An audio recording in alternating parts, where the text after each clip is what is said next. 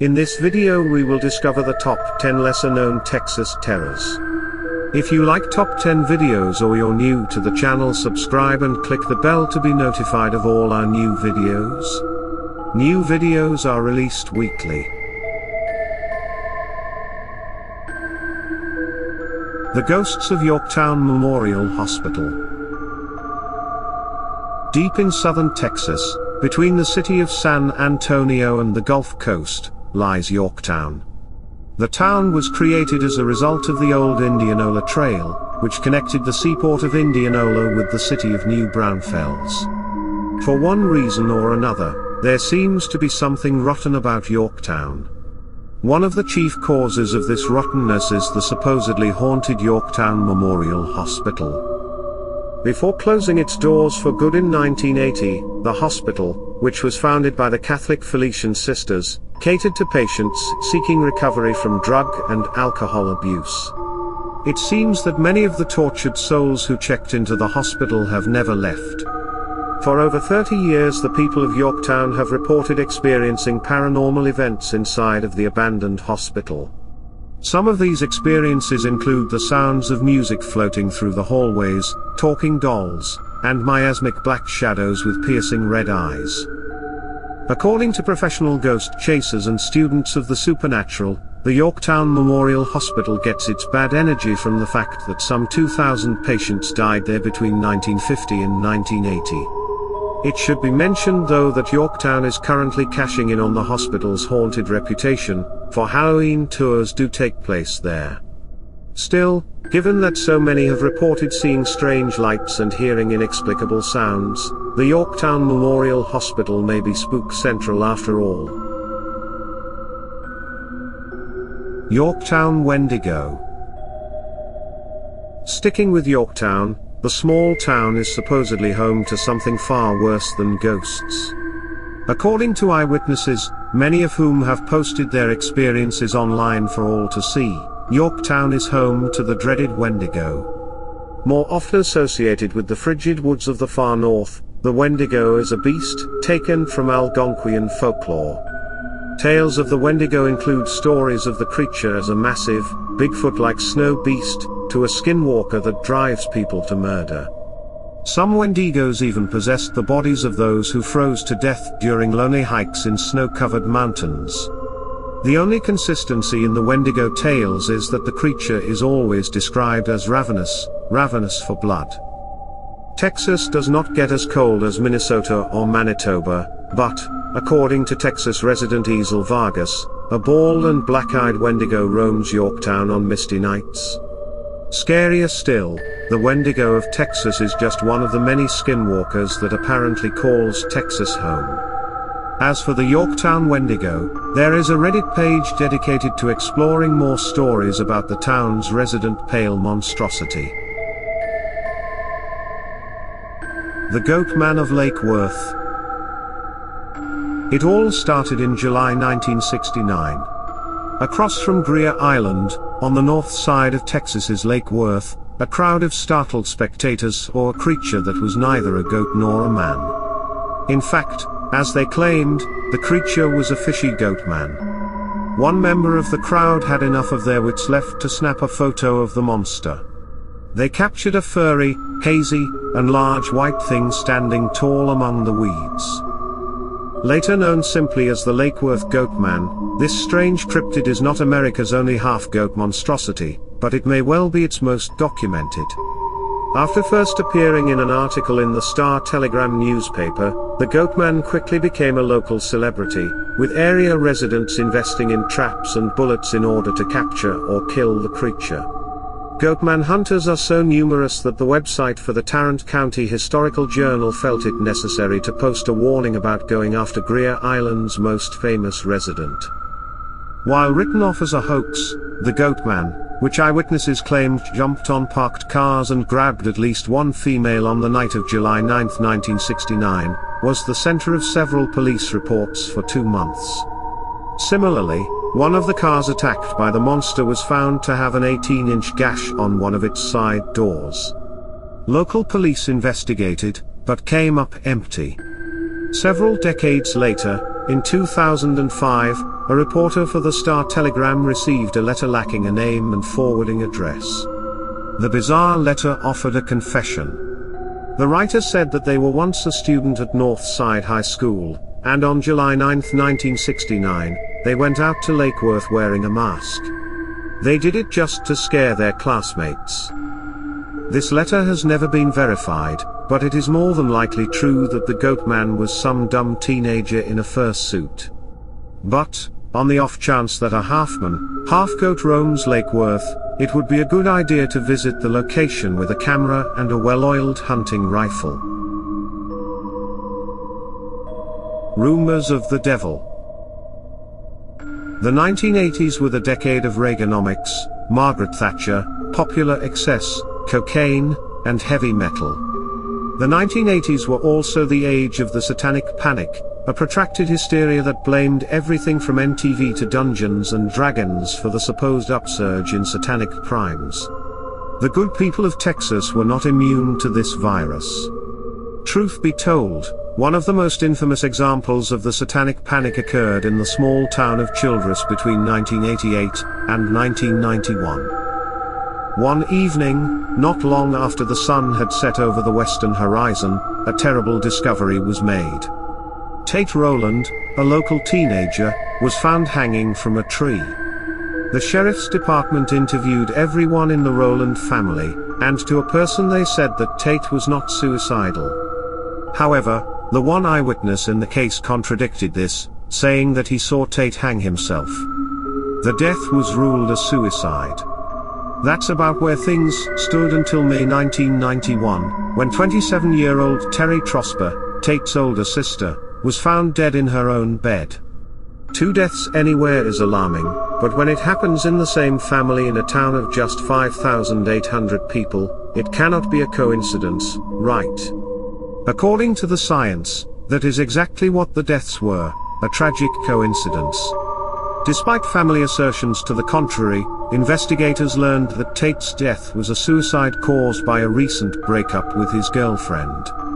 As for Terry, an autopsy found that she had died after choking on her own vomit. Terry's blood also showed high levels of the drug Elavil, which is most often used to treat anxiety and major depressive disorder. These official findings were not made public in time to stop a panic. The rumor mill of Childress went to work even before Tate Rowland was buried. Reports flooded into the police saying that strange and unknown people attended Tate's funeral, including one young male who chanted the word suicide throughout the service. This rumor ran in conjunction with several police reports filed in November 1988, which claimed that a truck carrying unidentified persons was seen trying to pick up children from local schools. Some even said that Tate himself was a member of a satanic cult. There were even reports of people in black robes hanging out in abandoned buildings. One report went so far as to say a local teenager was seen eating the Bible. Things took a very strange turn when Darwin Wilkes, a friend of Terry's, tried to commit suicide by swallowing between 25 and 30 tablets of Elavil. His suicide note read, "I know something that the cops don't know. I know who killed Terry. I can't live anymore." A new autopsy on Tate Rowland's body discovered that he too had taken Elavil before his death.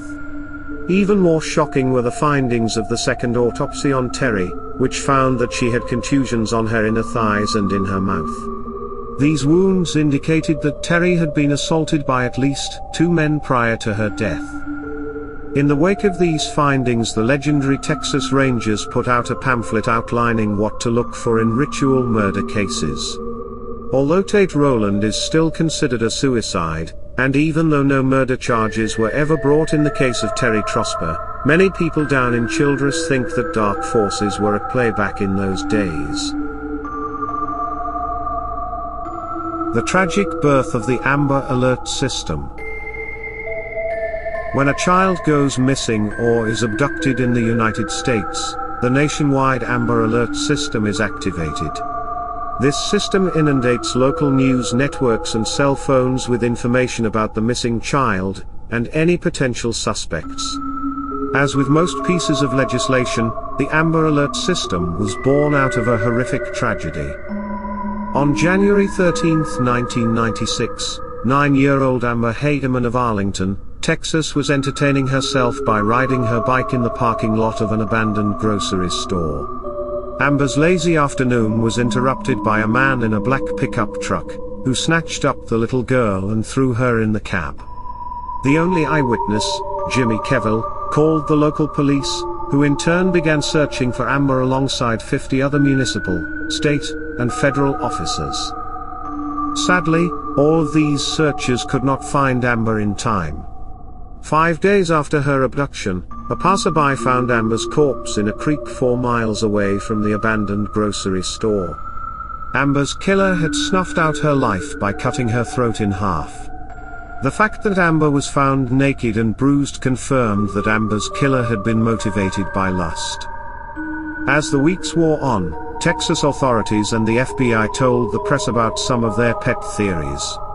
They believed that the killing was a spur-of-the-moment act. They also suggested that some personal misfortune, such as a breakup or a loss of employment, had driven the killer to lash out at the little girl. More concrete help in the Amber Hageman case came in 1997, when the Dallas Amber Plan was created. The plan would later become Amber Alert System in 2000. Amber Hageman's name is known, but her killer remains as elusive as ever. The murder of Amber Hageman is arguably Texas's biggest cold case. The Eyeball Killer. Beginning in late 1990, prostitutes in Dallas began dying at an alarming rate. It was obvious that someone was doing the killing, and that someone was a seriously sick individual. The killer signed all of his handiwork with his gruesome calling card, the removal of victims' eyes.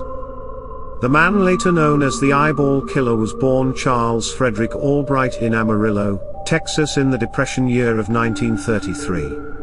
Adopted by the Albright family a few weeks after his birth, young Charles grew up in a comfortable, middle-class life. But, underneath the surface, there was trouble brewing.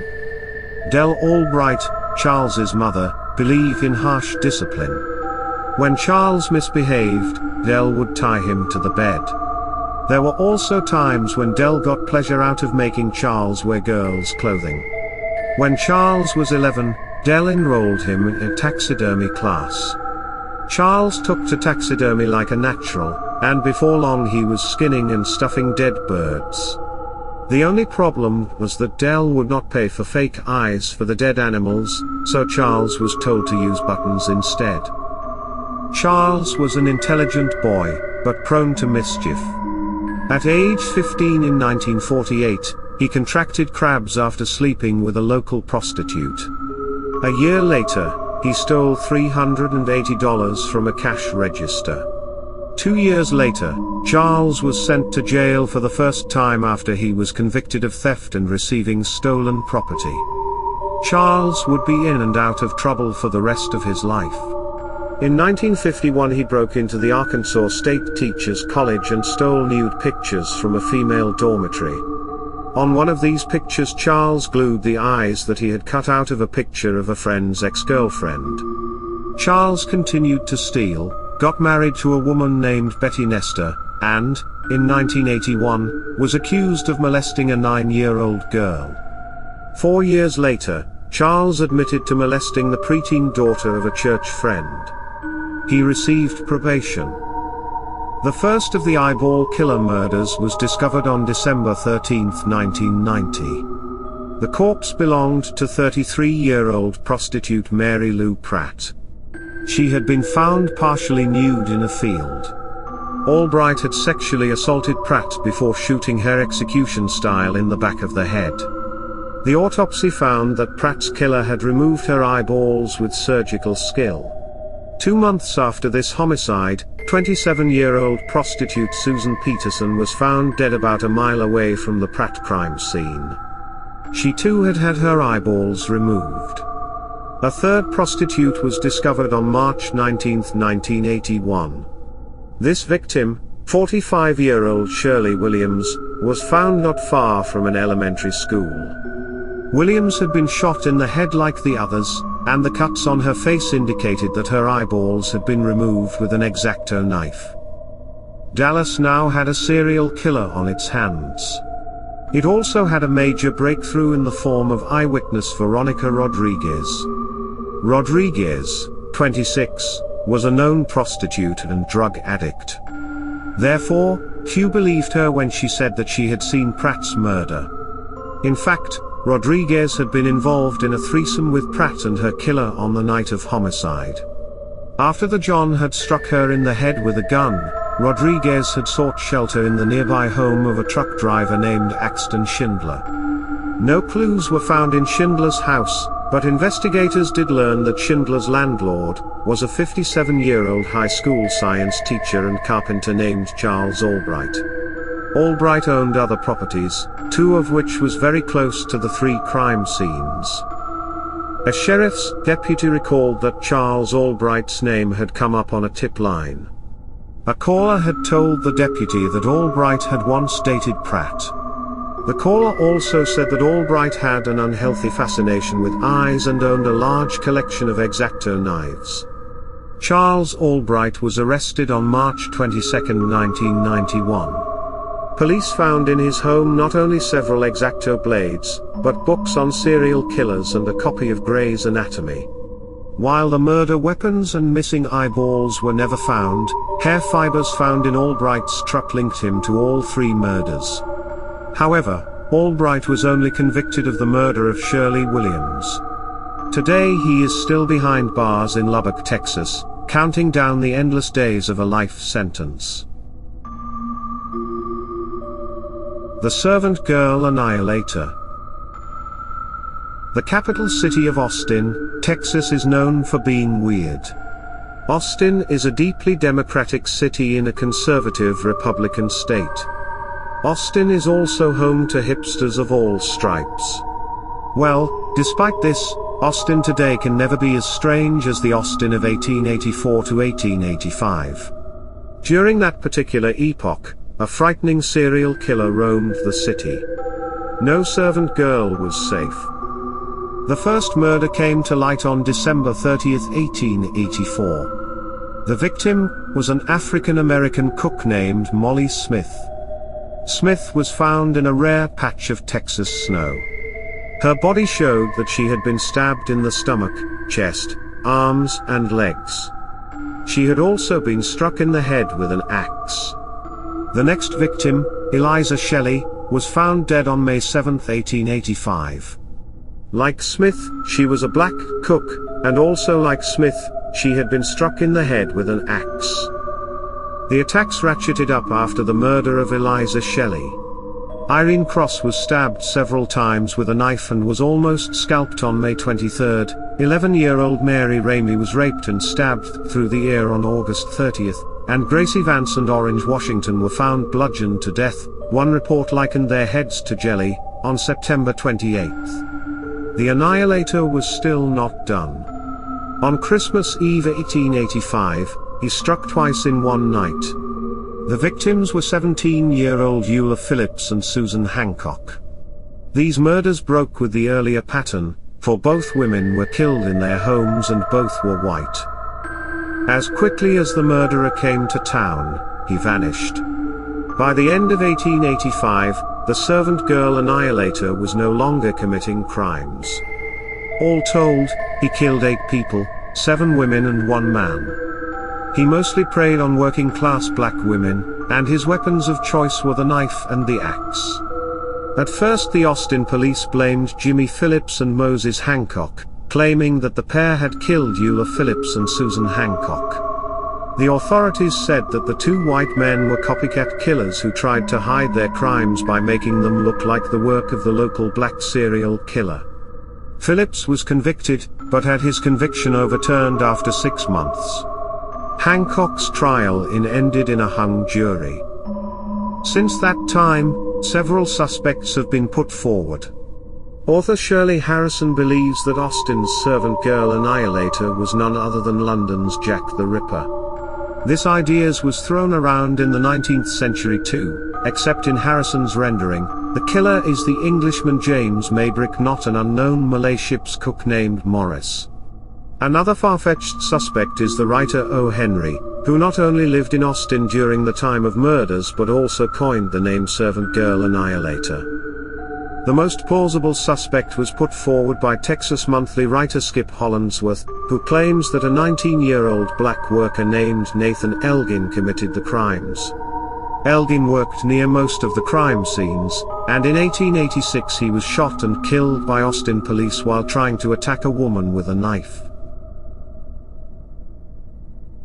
Angel of Death. Nurses who kill are especially disgusting. There are few things that churn the stomach more than murderers who had once taken an oath to protect life.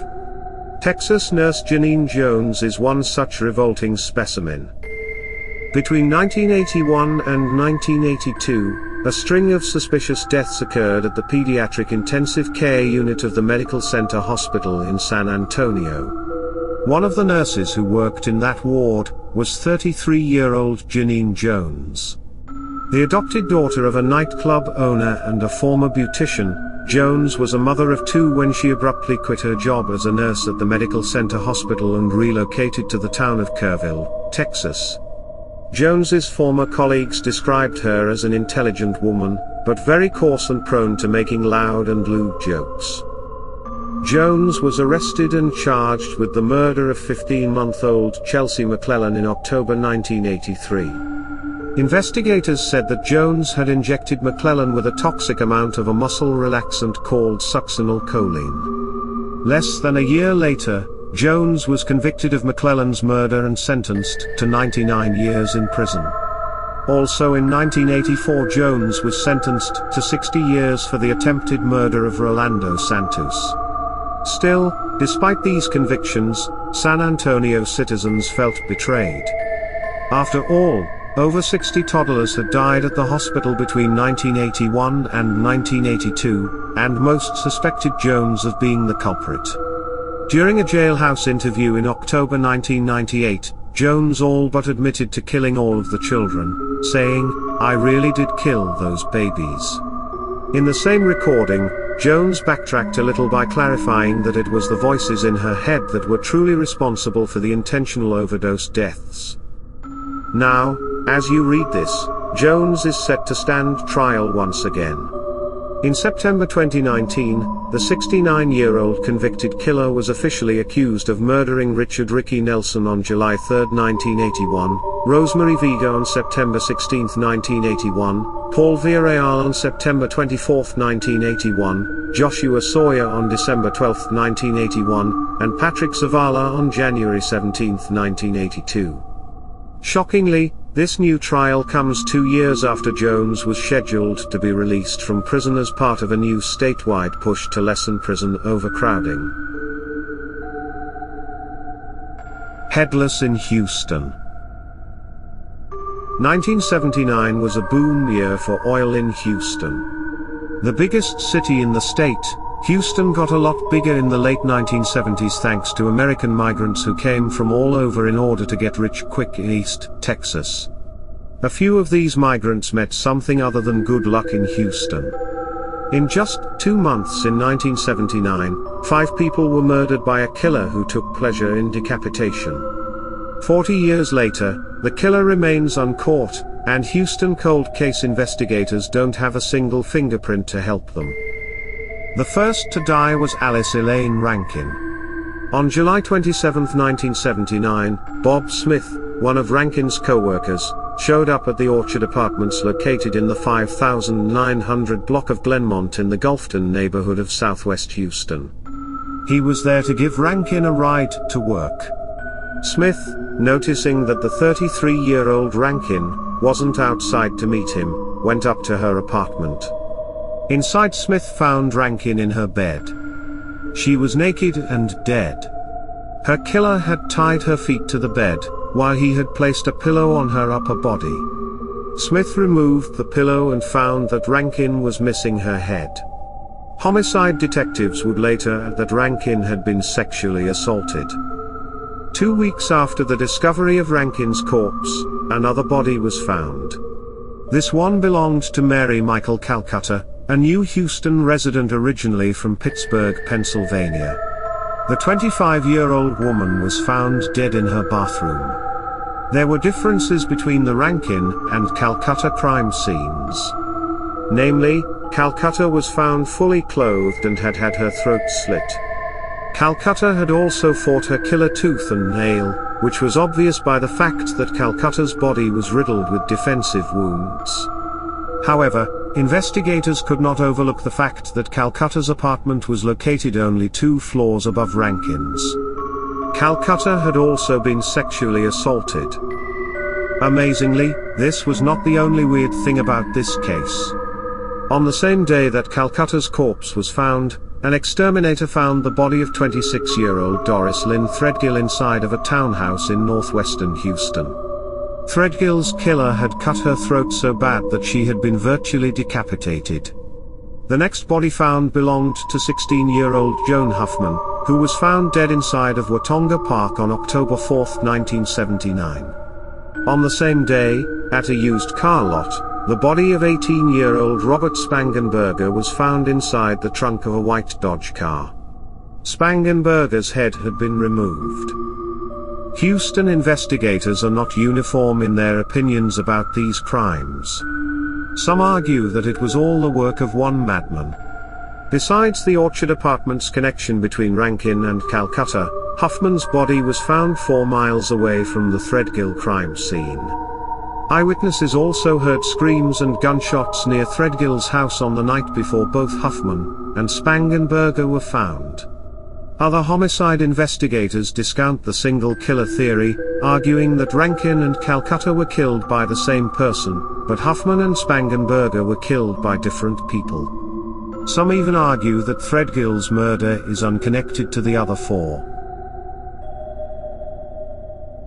Angel of the Railroad? The golden age of the hobo has come and gone. Despite this, America's railroads are still used by hundreds, if not thousands of roving vagrants. Many of these freight jumpers wind up in Texas. One man who used the rails was Mexican immigrant Angel Resendiz, who frequented the rails in Texas and the Midwest in order to find farm work. Besides farming, Resendiz worked as a serial killer. During his reign of terror, he killed between 9 and 15 people, thus earning him the nickname of the Railroad Killer. Resendiz was born in Puebla, Mexico in 1959. Raised by a single mother until the age of 6, Resendiz was passed around between family members until he went back to his mother for good at age 12. Resendiz earned quite a rap sheet down in Mexico after dropping out of school in the 7th grade. Not long after his arrest by Texas Rangers in 1999, his mother, 52-year-old Augustina Celeste Resendiz, claimed that her son turned mean after being gang-raped by a crowd of boys when he was 12 or 13. Whether or not this true may never be known. What is a fact is that Resendiz began killing sometime in 1986. By that point he had illegally crossed into the US on several different occasions, and it was after one such crossing that he murdered an unnamed homeless woman.